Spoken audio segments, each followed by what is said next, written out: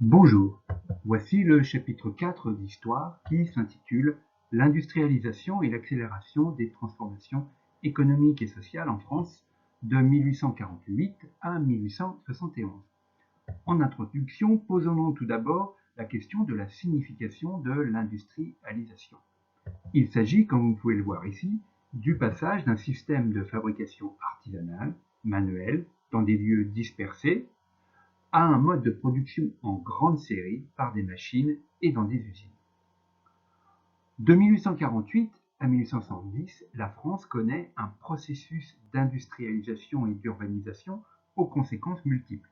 Il engendre notamment un accroissement sans précédent des productions. Il entraîne également une modernisation du pays, par exemple dans le domaine des transports. L'ensemble des mutations en cours creuse les inégalités sociales. En ville, une classe ouvrière émerge, elle s'oppose à la bourgeoisie dominante. L'État tente de contrôler les tensions qui apparaissent. Les campagnes se transforment plus lentement sous l'effet de l'industrialisation et conservent un fonctionnement traditionnel. En problématique, nous allons nous poser la question suivante: comment l'industrialisation transforme-t-elle la France? Le plan est composé de deux parties. Tout d'abord, la diffusion de l'industrialisation en France, puis l'industrialisation bouleverse la société française. Commençons tout d'abord par la diffusion de l'industrialisation en France. En premier point, des bouleversements techniques. Tout d'abord, une industrialisation initiée par le Royaume-Uni. Avant le XIXe siècle, les machines fonctionnent grâce à l'énergie humaine, animale ou naturelle, c'est-à-dire l'eau, le vent. Puis apparaît la machine à vapeur mise au point en Angleterre au XVIIIe siècle par James Watt en 1769. Elle permet un accroissement considérable de la production de produits manufacturés, par exemple dans l'industrie textile. Les produits manufacturés étant l'ensemble des marchandises issues de la transformation des matières premières dans les usines. Vous avez ici un schéma de cette machine à vapeur qui fonctionne donc à partir d'un combustible, le charbon. Ce charbon donc chauffe de l'eau liquide qui se transforme en vapeur. Cette eau, grâce à l'ouverture d'un clapet, passe dans un sorte de récipient où se trouve un piston. Donc ce piston avec la vapeur d'eau monte, puis ce piston étant relié à un balancier, ce balancier est actionné, relié à un volant, il fait tourner celui-ci. Puis le phénomène continue. À partir du moment où le premier clapet est fermé, on ouvre le second clapet, ce qui fait que le piston monte, et puis il va redescendre cette fois. Le balancier également donc est actionné et la roue continue de tourner. Vous avez ici donc la photo de la machine à vapeur. Cette machine donc au départ était très importante, occupait un volume très important. Et vous pouvez voir son fonctionnement ici, avec donc le piston. Cette fois, il est latéral et non pas vertical, donc actionné de la gauche vers la droite et vice versa. Il manque simplement le combustible et l'eau liquide transformée en vapeur d'eau qui doit se trouver par ici. Et donc ce volant actionné par le balancier qui ne s'arrête pas de tourner. Voyons maintenant les conséquences de cette invention. La machine à vapeur donc nécessite du charbon. Le charbon se trouve dans les mines, il y a donc un développement des mines. Le charbon est utilisé dans beaucoup d'industries. L'industrie textile pour le tissage du coton, l'industrie navale avec l'invention du steamer, le bateau à vapeur, la création du chemin de fer, et puis grâce à l'invention du procédé Bessemer pour la fabrication de l'acier, vous avez donc le développement de la sidérurgie, transformation du fer en acier, et de la métallurgie par production de fonte, c'est-à-dire un alliage de fer et de carbone, réputé pour sa solidité. La sidérurgie et la métallurgie permettent la fabrication de machines, de rails et de tôles que l'on retrouve dans l'industrie textile pour les machines à tisser, dans les filatures, la construction de bateaux à vapeur et évidemment les locomotives, les wagons pour le chemin de fer. Voici donc le principe de la première phase industrielle au XIXe siècle. Vous avez un exemple ici d'usine textile à Orléans, avec donc les métiers à tisser, reliés à une machine à vapeur que l'on ne voit pas ici. L'usine du Creusot qui fabrique donc de la fonte et de l'acier, région où on trouve beaucoup de fer. Et puis une locomotive à vapeur. Voyons maintenant l'essor des productions. La France entre dans l'ère industrielle de façon plus progressive que le Royaume-Uni. C'est sous le Second Empire que la croissance économique s'accélère et que les usines commencent à se multiplier.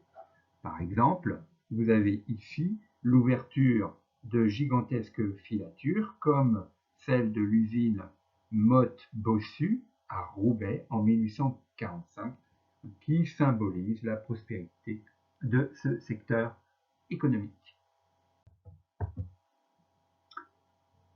Vous pouvez voir l'évolution des productions de 1848 à 1870 sur ce tableau. La production de fonte, c'est-à-dire d'acier, multipliée par 3,5, on est passé de 4 à 14 millions de tonnes. La multiplication par 5 de la production de charbon, de 3 à 15 millions de tonnes. La production de textile a été multipliée par 2. Et enfin, les biens de production, machines, moyens de transport, multipliés par 2,5 également. Voyons maintenant une industrialisation inégale dans l'espace français. La géographie des territoires industriels s'explique par 3 phénomènes. Tout d'abord, l'existence d'une activité ancienne dans un territoire, la présence de ressources naturelles, le charbon dans le nord, le fer du côté de Creusot par exemple, l'importation de coton anglais aussi, et puis enfin la proximité de réseaux de transport, évidemment le chemin de fer. L'industrialisation transforme profondément certaines régions et certaines villes. Vous voyez sur cette carte, grâce à la légende, donc en bleu clair les régions d'industrie textile diffuse, vous avez en bleu un peu plus foncé donc les pôles textiles majeurs que l'on retrouve donc dans le nord de la France.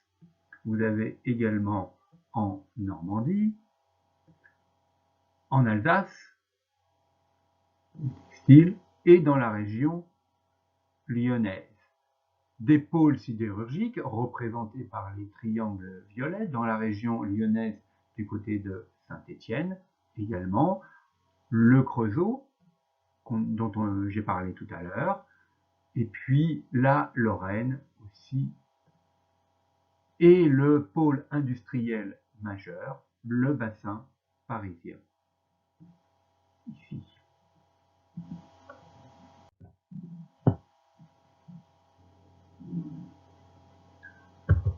Passons à la deuxième sous-partie, la révolution des transports. Tout d'abord, le développement du chemin de fer.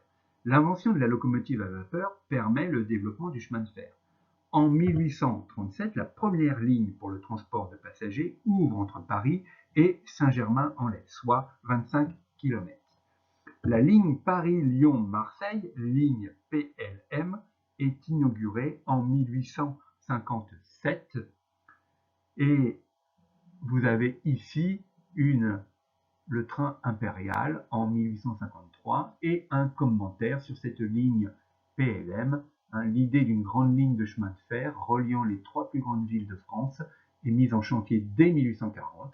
Plusieurs entreprises lancent des travaux à Paris, Lyon, Avignon, Dijon, Grenoble. Les différents réseaux sont connectés en 1855. Napoléon III réalise alors un voyage public sur cette ligne pour montrer le soutien de l'État au chemin de fer. En 1857, les différentes compagnies fusionnent au sein d'une société unique, la Compagnie des chemins de fer de Paris à Lyon et à la Méditerranée, communément désignée sous l'expression ligne PLM. Entre 1859 et 1870, le réseau ferré passe de 6 000 à 17 000 km grâce à l'engagement de l'État qui accorde des subventions à 6 grandes entreprises pour l'exploitation des lignes. Sur ces cartes, vous voyez donc l'évolution du réseau de chemin de fer.